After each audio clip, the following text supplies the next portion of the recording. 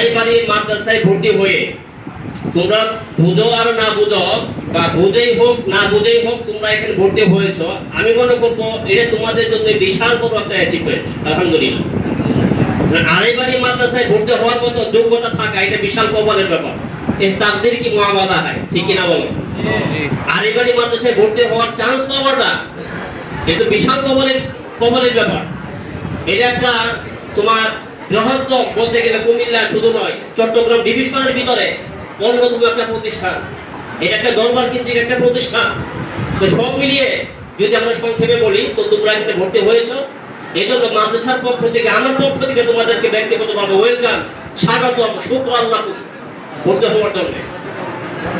তো ভর্তি হওয়ার পরে তোমাদের যে কাজগুলি করা দরকার ক্লাসে আমরা বলবো, তো সংক্ষেপে একটু বলি। আমাদের ইতিপূর্বের বক্তারা তারাও বলেছে, আসলে ভর্তি হওয়ার পরে আমাদেরকে ক্লাস করতে হবে, ক্লাসে আসতে হবে, মনোযোগী হতে হবে, টিচারদের কথা মানতে হবে। কোনো একজন কবি সংক্ষেপে বলেছেন যে 6টি জিনিস অর্জন ছাড়া ইলমে দিন শিক্ষা করা যায়।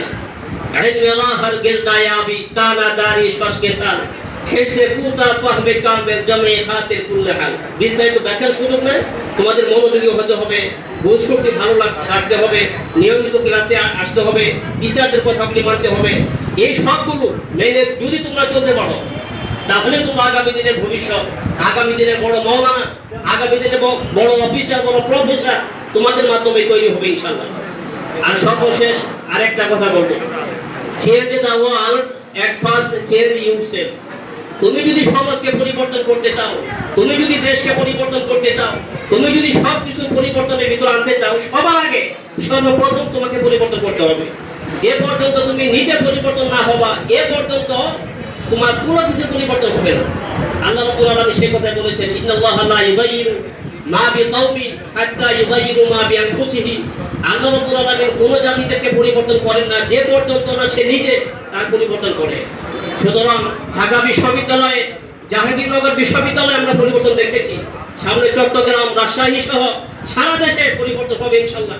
আর এই পরিবর্তনের নেতৃস্থানের জায়গায় তোমাদের থাকতে হবে। যদি তোমরা থাকতে পারো, তাহলে আমাদের মাদ্রাসা পরিবর্তন হবে, মসজিদ পরিবর্তন হবে, স্কুল পরিবর্তন হবে, কলেজ বিশ্ববিদ্যালয় পরিবর্তন হবে, পুরো দেশ শান্ত হবে, ঠিক কিনা কও? আল্লাহ রাব্বুল আলামিন আমাদের সবাইকে তৌফিক দান করে। এতটুকু কথা বলে আমি শেষ করছি। ওয়াসসালামু আলাইকুম ওয়া রাহমাতুল্লাহি ওয়া বারাকাতুহু।